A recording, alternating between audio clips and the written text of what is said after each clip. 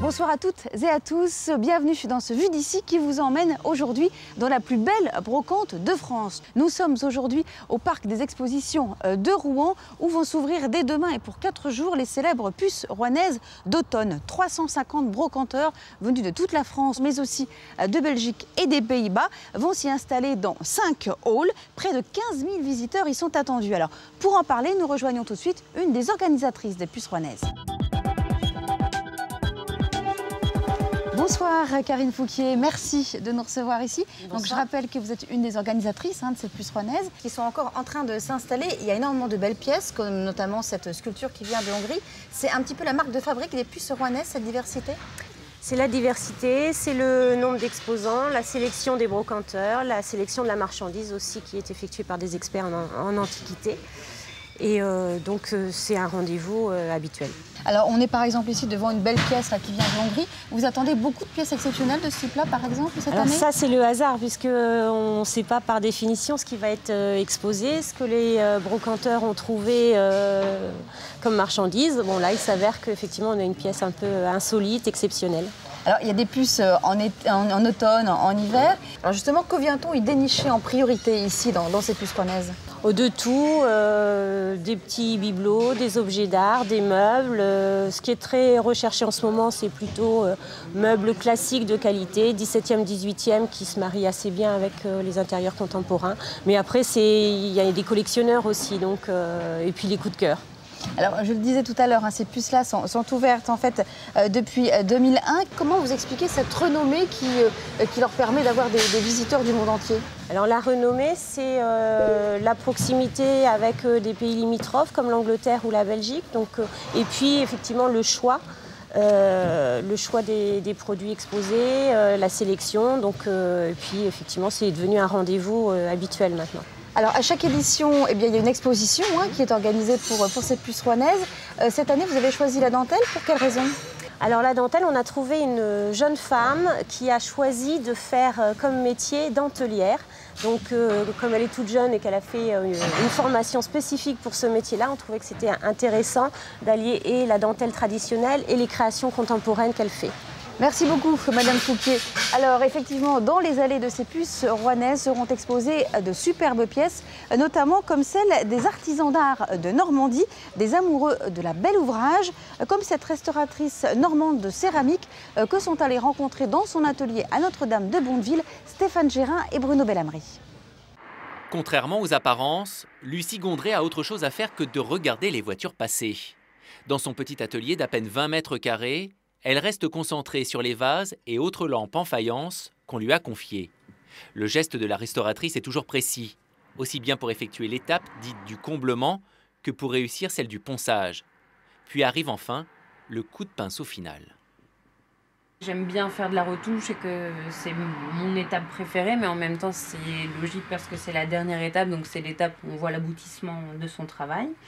Mais j'aime bien tout faire. C'est vrai qu'après, j'aime bien travailler sur des productions plutôt locales. J'aime bien travailler sur du vieux Rouen ou tout ce qui est forge parce que j'aime bien ces deux manufactures. Mais après, je travaille vraiment sur tout type d'objet. Flacon en verre, pot en céramique, la jeune femme redonne une deuxième vie à chaque objet. Sur sa table de travail, on trouve des defts, des vieux paris, mais aussi des objets plus simples, issus de manufactures moins prestigieuses. Lucie Gondré les restaure tous, sans exception, et parfois, elle les ressuscite. Celui-ci est arrivé en une quinzaine de morceaux, donc au niveau du décor et donc sur vraiment le derrière. Donc j'ai tout refait parce que mes clients souhaitaient une restauration illusionniste où l'on ne voit plus la différence entre l'objet lorsqu'ils me l'ont amené et actuellement. Bien sûr, Lucie Gondré connaît une multitude de techniques de restauration que l'on n'a pas le temps d'énumérer ici. Mais chaque année, elle les explique volontiers au public lors des puces rouennaises. C'est important de montrer mon travail parce qu'avec les différents objets, j'explique comment je travaille. Donc j'explique aux clients mes différentes méthodes. Et comme ça leur permet, eux, de réfléchir à leurs objets et par la suite de venir me voir. Son stand est déjà installé. À partir de vendredi, vous pourrez la retrouver aux côtés des 300 exposants présents cette année. Cette jeune restauratrice d'art dont nous venons de parler, eh bien, sera présente effectivement aux Puces rouennaises sur ce stand justement. Et elle fait partie du club très fermé des AADN, les artisans d'art de Normandie, dont nous rejoignons maintenant le trésorier, Monsieur Dan Corse. Bonsoir. Bonsoir madame. Merci de nous avoir rejoints. Alors, parlez-nous de cette association qui la compose. Alors l'ADN est une association relativement jeune qui a vu le jour il y a à peu près 2 ans et qui recrute parmi l'ensemble des acteurs de métiers d'art. Justement, qu'est-ce qui caractérise véritablement un artisan d'art aujourd'hui? Un artisan d'art est donc un artisan qui a un savoir-faire spécifique qui met au service d'une esthétique. Donc c'est une personne qui cherche à rendre l'utile plus beau, plus attrayant pour le client, pour l'utilisateur final. Alors, effectivement, où est la frontière finalement avec les œuvres d'art? Est-ce que vous ne souffrez pas un peu de cette image élitiste aujourd'hui? Peut-être on en souffre, mais il me semble qu'il y a une réelle différence entre un artiste et un artisan d'art. Un artiste aujourd'hui est une personne qui interroge son public à travers ses œuvres.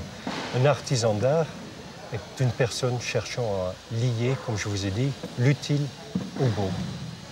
Alors, est-ce que c'est difficile aussi, quand on est un artisan d'art, de se faire connaître? Est-ce que c'est indispensable d'aller dans des salons comme celui-ci, par exemple? Oui, bien évidemment, parce que nous sommes de petites structures, nous sommes cantonnés dans nos ateliers, nous n'avons dans l'ensemble pas de point de vente, donc nous avons tout à fait besoin de sortir et de faire connaître nos métiers, nos activités au grand public afin de procréer de nouveaux clients.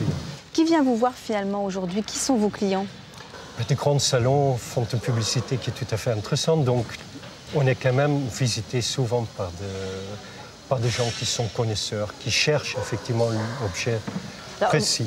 Vous, par exemple, vous faites des meubles, vous arrivez à en vivre? J'arrive à en vivre. C'est peut-être pas une mine d'or, mais c'est pas non plus ce qu'on cherche quand on fait ce genre de métier. Écoutez, merci beaucoup et on vous souhaite beaucoup de visiteurs. Alors, je rappelle que les Puces rouennaises sont ouvertes jusqu'à dimanche. Ce Vue d'ici est maintenant terminé. Merci à tous pour votre attention. Dans quelques instants, votre 19h se poursuit sur France 3. Excellente soirée à tous.